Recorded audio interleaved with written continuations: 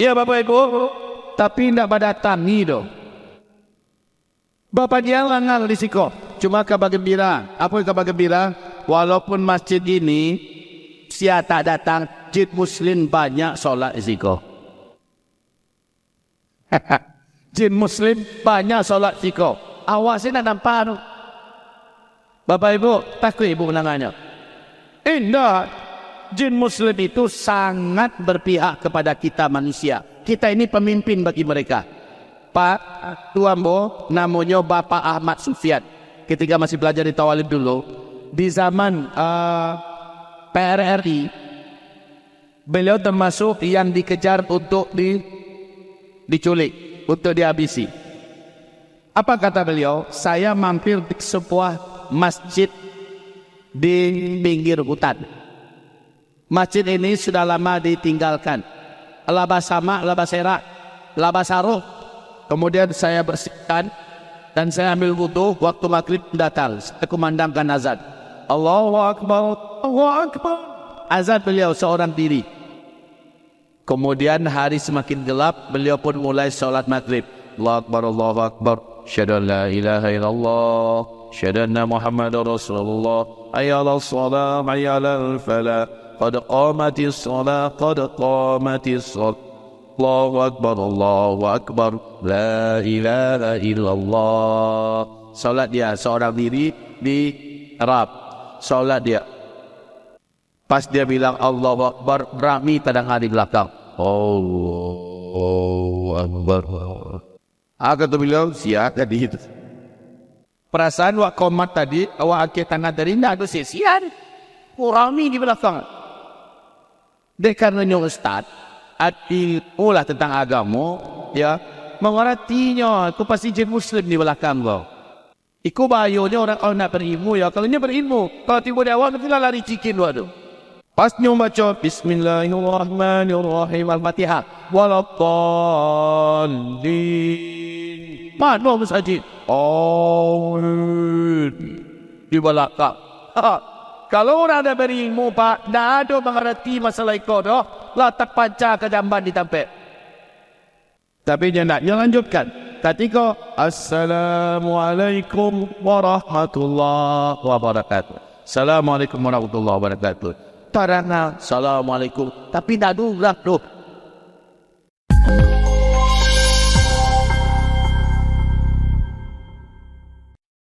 Pertama tentang pondok pesantren. Ketahuilah, apabila kampung ini, nagari ini, kecamatan ini benar-benar berdiri pondok pesantren dan sudah jalan ya, mahligai Quran.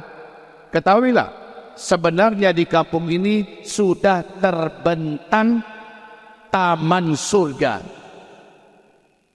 Demi Allah, siapa yang memasukkan anaknya ke dalam, belajar di sini. Siapa yang mengantarkan anak-anaknya yang sudah taman S1, S2, ngajar di sini.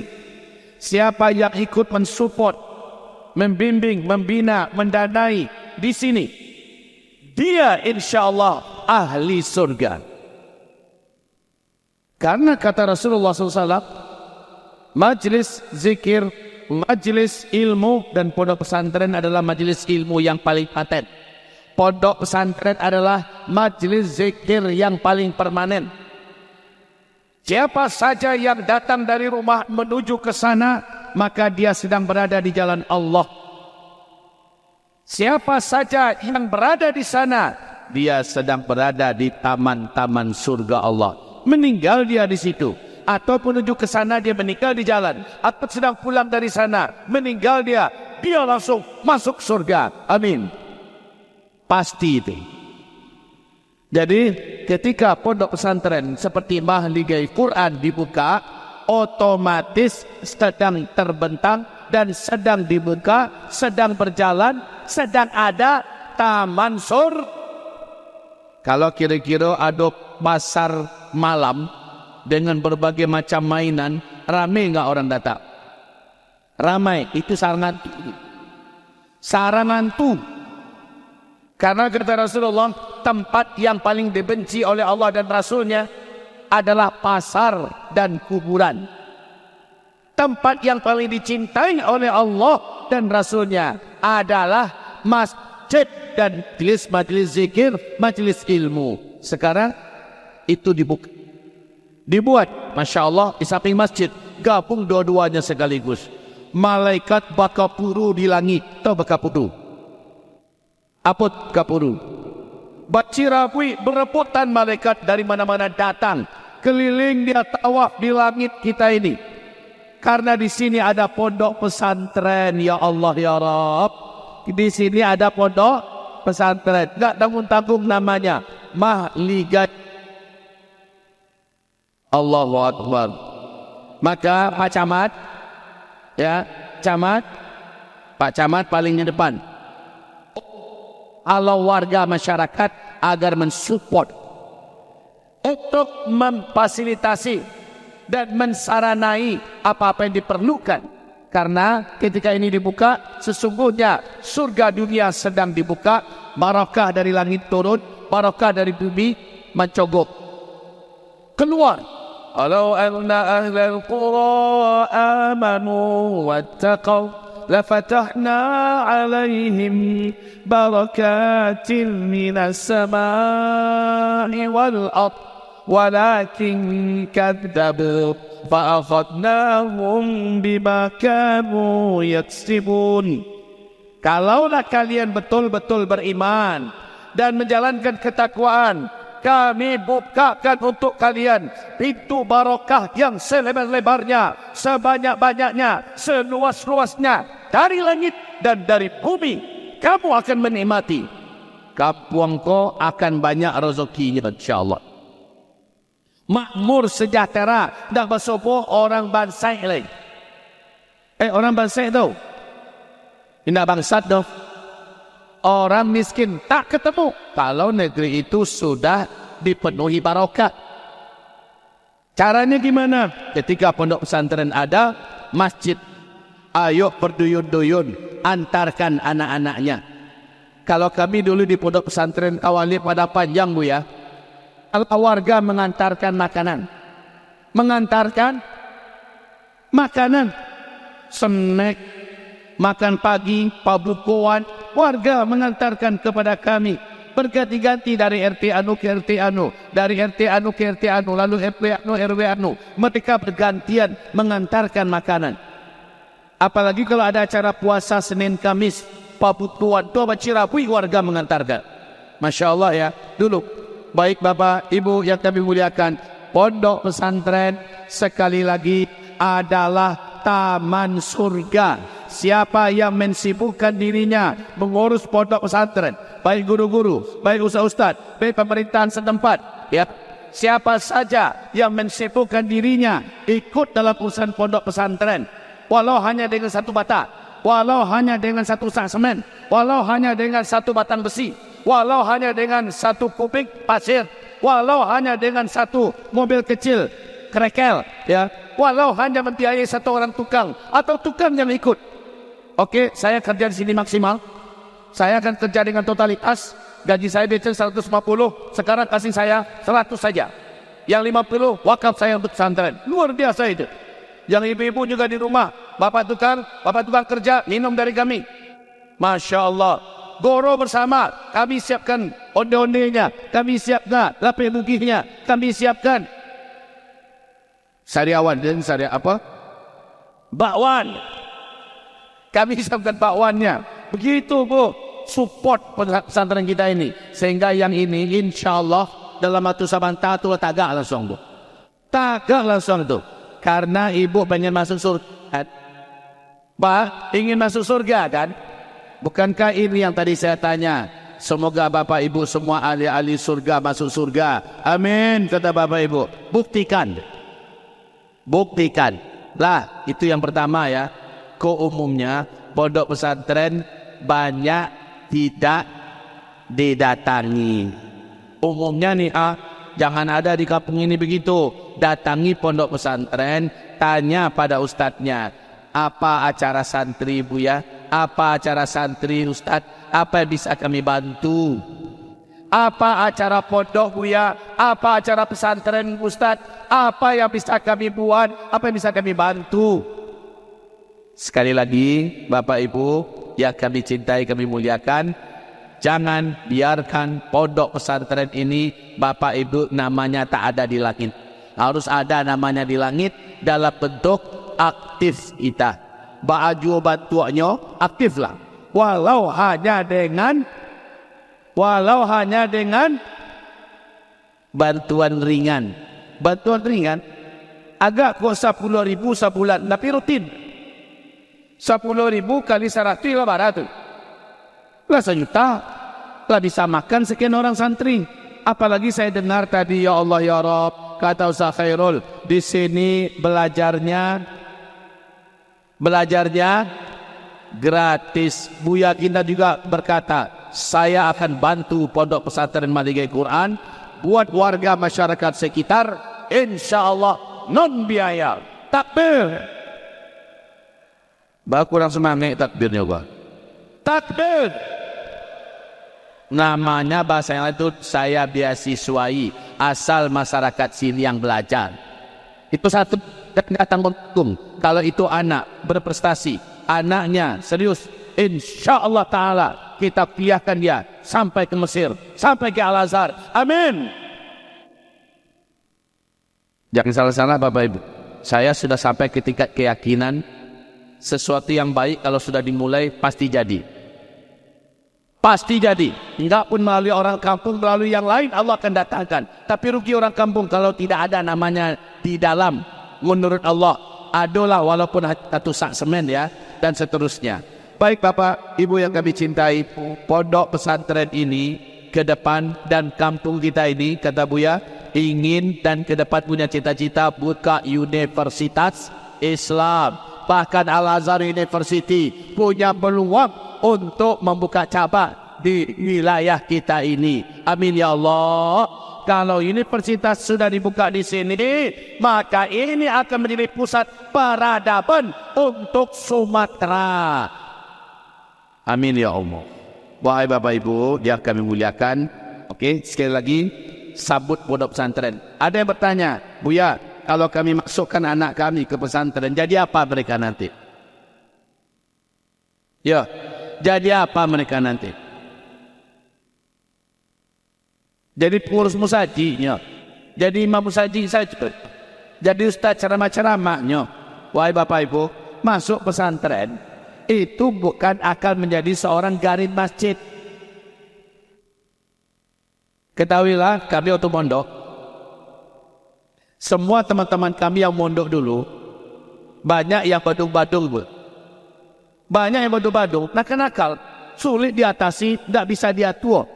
Disipak ikunya melawan uncomnya. Iya. Di bulalan matoan kayaknya dilubanginya pakai nawak. Yo elo perangi zaman-zaman dulu gua apalagi kini. Jadi tapi walaupun begitu, tamat pondok anak-anak itu masing-masing. Hari ini ada yang jadi rektor, hari ini ada yang jadi dekan, hari ini ada yang pesen terbang, hari ini sudah ada yang menjadi tokoh, menjadi gubernur, ada yang menjadi bupati, ada yang menjadi konglomerat, ada yang menjadi pengusaha. Jadi pondok sekali lagi memiliki keberkahan yang tidak terbatas. Masukkan anak ke pondok, keberkahan yang diserap oleh anak kita bertahun-tahun itu akan menentukan masa depannya ke depan. Kami berani menjamin orang yang masukkan anaknya ke pondok, lihat masa depan anaknya, pasti menjadi orang yang beruntung.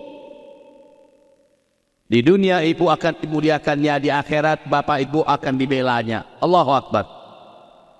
Kami belum ada melihat anak mantan pondok yang sengsara hidupnya. Demi Allah tidak ada. Walaupun nggak jadi ustaz ya, walaupun nggak jadi ulama, tapi belum ada yang sengsara. Justru mereka menjadi tokoh-tokoh, mereka menjadi pemimpin-pemimpin. Jadi jangan bimbang Bapak Ibu, keberkahan hidup bertahun-tahun di pondok pesantren. Kata Buya kita tadi berapa tahun? Berapa tahun? 7 tahun. Ini keberkahan yang menentukan keuntungan masa depannya Bapak Ibu. Jangan bimbang. Ada yang tamat SD anaknya, masukkan cepat. Ada yang tamat SMP anaknya, masukkan cepat. Ini untuk masa depan Muna. Bukan hanya sebatas masa depan dunia, tapi juga masa depan akhirat. Allahu Akbar. Ini yang pertama. Baik, support. Maaf, sekarang tak karu-karuan banyaknya anak duraku muncul di mana-mana. Betul? Malawat ke orang gaib, bahkan berani membunuh orang gaib. Luar biasa sekarang. Itu karena apa? Karena anaknya hanya dikasih makan, dikasih minum, lalu disekolahkan. Tapi sayang bukan ke pondok pesantren. Akhirnya anak tak kenal Allah, anak tak muliakan Islam, anak tidak punya rambu-rambu agama, anak tidak punya adab, lalu menjadi pecandu narkoba, menjadi anggota geng, gangster, kemudian menjadi perusak wanita, lalu tawuran kemana-mana, bisa mencuri uang orang tuanya, berbohong di sana, berbohong di sini, mau punya anak yang macam itu. Tapi kebanyakan hari ini anak-anak macam itu. Betul ya? Mana ngerti dia sholat, gak peduli di masjid seperti ini. Kalau anak-anak kita masukkan pondok pesantren, insya Allah subuh, zuhur, asar, maghrib, isya macam Jumatan ini. Allahu Akbar. Maka orang-orang yang dulu membangun masjid ini, pahalanya ngalir ke dia. Bisa jadi dia sudah meninggal, bisa jadi dia sudah di liang lahat, karena ini masjid kembali hidup, sholat 5 waktunya. Ya Allah, mengalir pahalanya. Wahai bapak ibu ayah bunda, sambutlah dengan sumringah dan bahagia sujud syukur atas hidupnya dan jalannya pondok pesantren di kampung kita ini. Jangan kecilkan. Dulu pondok Gontor Ponorogo itu enggak terkenal, cuma kampung kecil biasa. Tapi setelah pondok pesantren dibuat di sana, sekian puluh tahun kemudian pondok Gontor Ponorogo dunia mengenalnya, ya, puluhan ribu muridnya. Dulu di Kalimantan hutan dibuka orang, Hidayatullah ya, pondok pesantren Hidayatullah, hutan dibuka orang. Mulai belajar di membuka rumah-rumah pohon, di atas pohon tua, saking tidak punya biaya. Jadi papan-papan yang ada dibuatkan rumah-rumah pohon, di situ belajar, ustaz-ustaznya di situ tinggal. Lama kelamaan sekarang sudah diundang ke sana Bapak Ibu, sudah diundang ke sana. Luar biasa, kemewahan, besar, hebat, santri-santrinya banyak dan beradab. Dan mereka sudah buka cabang di seluruh provinsi se-Indonesia. Allahu Akbar. Sudah buka cabang seluruh provinsi se-Indonesia. Dan mereka harum namanya di luar negeri. Hidayatullah. Apa itu enggak mungkin dibuat juga di kampung kita? Tapi ingat, warga masyarakat harus mensupport. Dan perlu kami ingatkan, minta maaf ini Ustadz, Buya yang kami cintai, perlu kami ingatkan, di mana ada Nabi Muhammad, di situ ada Abu Lahab, Abu Jahal. Betul? Betul? Maka tinggal pilih, kita mau bergabung dengan Nabi Muhammad atau gabung dengan Abu Jahal, Abu Lahab. Nah, yowanala kuah. Dengan siapa kita bergabung? Dengan Nabi Muhammad atau Abu Jahal, Abu Lahab? Siapa yang mengganggu pondok pesantren? Siapa yang mengganggu masjid? Berarti Abu Jahal. Siapa yang mensupport masjid, mensupport pondok pesantren bersama dalam dakwah yang mulia ini? Berarti dia bersama dengan Nabi Muhammad. Amin. Amin. Amin. Dah, nampak tamu selesai. Yang kedua lah. Ya. Yang kedua, apa yang mau kita gaji? Apa yang mau kita gaji? Pondok pesantren sudah. Yang mau kita gaji apa? Masjid. Saya kaget mendengar bahwa masjid ini sejak beliau, maksudnya Ustaz Khairul yang tadi menyampaikan, sejak beliau tahu sholat, maka ini belum pernah terlaksana secara penuh ya. Sholat subuh, zuhur, asar, maghrib, isya. Ada saja yang boleh gitu ya. Di masjid jami besar. Wallahi demi Allah Bapak Ibu, masjid sebesar ini saya kaget kok ada di kampung masjid sebesar ini dan letaknya di atas bukit. Justru itu yang paling bagus. Tahu enggak Bapak Ibu, kami sekarang baru sedang meletakkan pondasi di atas bukit masjid yang insya Allah Ta'ala kami berdoa memohon kepada Allah, Allah datangkan rezeki untuk bisa terwujud masjid itu. Masjid di atas bukit. Sekarang masjid-masjid di dunia identik di atas bukit. Awalah tu dari dulu masjid gua. Lah dari dulu masjid gua ada bukit lain. Dah hebat lawan daripada orang tu. Ya Bapak Ibu, tapi tidak pada tani tu. Bapak dia langal risiko. Cuma kabar gembira. Apa kabar gembira? Walaupun masjid ini sia tak datang, jin muslim banyak solat risiko. Jin muslim banyak solat risiko. Awak sini nak nampak tu. Bapak Ibu, takut ibu menangannya. Indah. Jin muslim itu sangat berpihak kepada kita manusia. Kita ini pemimpin bagi mereka. Pak Tuambo namanya Bapak Ahmad Sufyan. Ketika masih belajar di Tawalib dulu, di zaman PRRI, beliau termasuk yang dikejar untuk diculik, untuk dihabisi. Apa kata beliau? Saya mampir di sebuah masjid di pinggir hutan. Masjid ini sudah lama ditinggalkan. Labasama, labaserak, labasaruh. Kemudian saya bersihkan dan saya ambil wudu. Waktu maghrib datang, saya kumandangkan azan. Allahu Akbar, Allahu Akbar. Azan beliau seorang diri. Kemudian hari semakin gelap, beliau pun mulai sholat maghrib. Allahu Akbar, Allahu Akbar. Syahadu an la ilaha illallah. Syahadu anna Muhammadar Rasulullah. Ayyalal salam, ayyalal falah. Qad qamatis salah, qad qamatis salah. Allahu Akbar, Allahu Akbar, la ilaha illallah. Salat dia seorang diri di Arab. Salat dia. Pas dia bilang Allahu Akbar, rami terdengar di belakang. Allahu Akbar.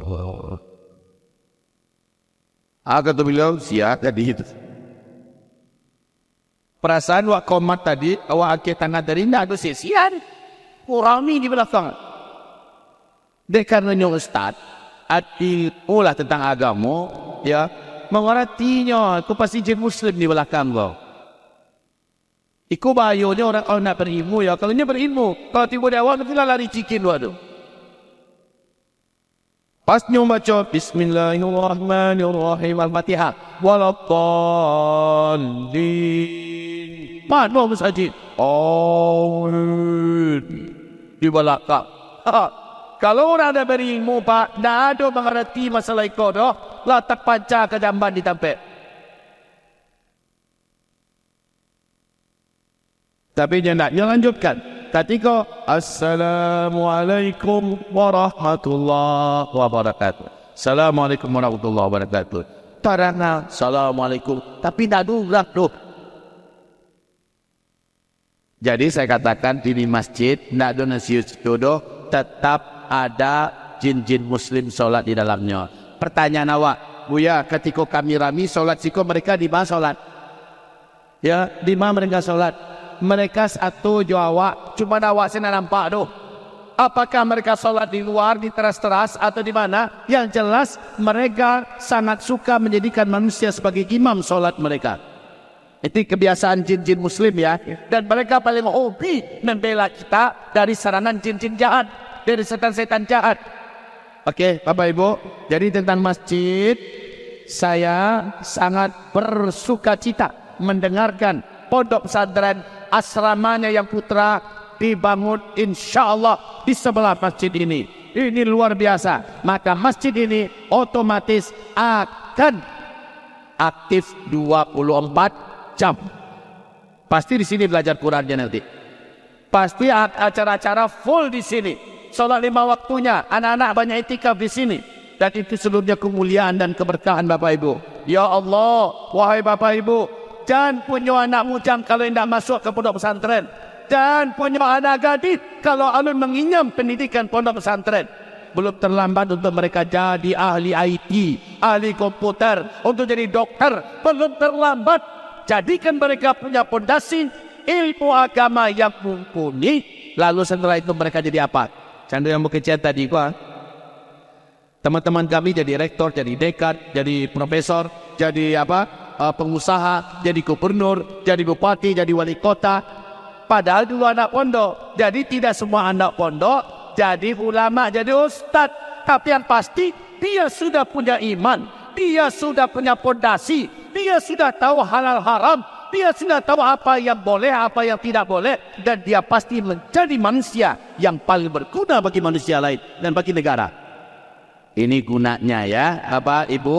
Jadi sekali lagi, tolong anak Bapak Ibu, dorong mereka semua, bakar semangat mereka untuk belajar di pondok-pondok pesantren kita. Ya, insya Allah lihat masa depan 10-20 tahun akan datang, Bapak Ibu akan sujud syukur untuk dulu saya masukkan anak saya ke pondok pesantren. Ketika hari ini buah dari 10 tahun yang lalu orang-orang masukkan anaknya tidak ke pondok-pondok pesantren, hari ini muncul anak-anak yang tidak berbakti. Muncul hari ini anak-anak yang menjadi sampah bagi masyarakat, anak-anak yang mengganggu kehidupan keluarganya, orang tuanya didurhakai. Ini buah dari 10 tahun yang lalu, 20 tahun yang lalu orang tuanya nggak mau masukkan anaknya. Nah, kalau Bapak Ibu ingin merubah kehidupan, masukkan anak-anaknya ke pondok-pondok pesantren. Ya, pesankan kepada cucu kita, pesankan kepada menantu kita, nak masuklah ke pondok pesantren. Apalagi pondok pesantrennya dimulai dulu dengan masjid. Ini luar biasa Ustaz Khairul. Barokah sekali apa yang antum dikasih oleh Allah sekarang ini, barokah. Memulai pondok pesantren masjid duluan yang ada. Ini luar biasa. Ini langkah yang paling mulia yang Allah kasih hadiah. Ya, masjid dulu. Tahu enggak? Nabi Muhammad nggak mau urus apa-apa sampai masjid ada. Ini masjid dah ada duluan. Nyusul nanti pondok pesantrennya, nyusul nanti asramanya. Sini bisa jadi asrama darurat ini. Bisa jadi asrama darurat. Sekarang pondok pesantren kita, siapa tadi bapak kami yang mengatakan sudah datang ke pondok pesantren? Mana orangnya? Kalian melihat masjid sedang dibangun ketika itu. Semua acara anak-anak ngaji, belajar, tinggal di masjid duluan. Baru bertahap kita bangun pesantrennya, kita bangun masjid duluan. Tapi anak-anak ini, masya Allah, kalau di Minangkabau, Bapak lihat Hasurau. Itu bahasa anak-anak bujang, anak laki-laki dulu. Memang kalau sudah akil balik, nggak boleh lagi tidur di rumah, ke masjid. Ya, jadi anak surau. Bahkan ayah anda itu ayah tuh, Lasarati Sabaleh tahu semuanya. Waktu kami kecil-kecil, dia halau kami ke masjid. Pai kamu saja, nak pai kamu saja. Mudah-mudahan tata ruang apa agak sekilo. Selalu beliau motivasi kami dengan bahasa-bahasa begitu. Mudah-mudahan jatuh dari langit ameh dan seagak sekilo. Agak sekilo saja. Dan ternyata sekarang anak-anak beliau menjadi emas semua. Masya Allah. Menjadi manusia-manusia yang bermanfaat. Alhamdulillah. Ala 50 cucunya gini. Laba cicit-cicit pak. Itu baru. Alhamdulillah. Menyaksikan buah daripada anak-anaknya dimasukkan ke pondok pesantren. Kini beliau saksikan buahnya. Ya, ada menjadi ulama, ada menjadi orang-orang yang bergerak di bidang pemerintahan, bergerak di bidang usaha. Ada, masya Allah, ini buahnya.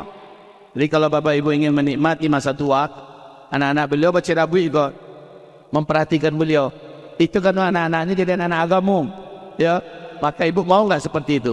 Anak-anaknya berebutan. Ibu di tempat kami saja, bapak ayah di tempat kami saja. Apa yang bisa kami buat? Udahlah ayah berangkat haji dulu lah. Ibu kami yang dampingi. Masya Allah. Dapat anak-anak muda itu tak tanggung mati benar lah wale. Pokoknya anak lah menjadi lah soleh lah taat.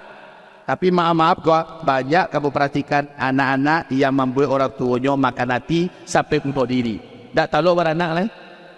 Jahit anaknya. Semoga itu tidak terjadi pada kita. Terakhir penutup tentang Palestina.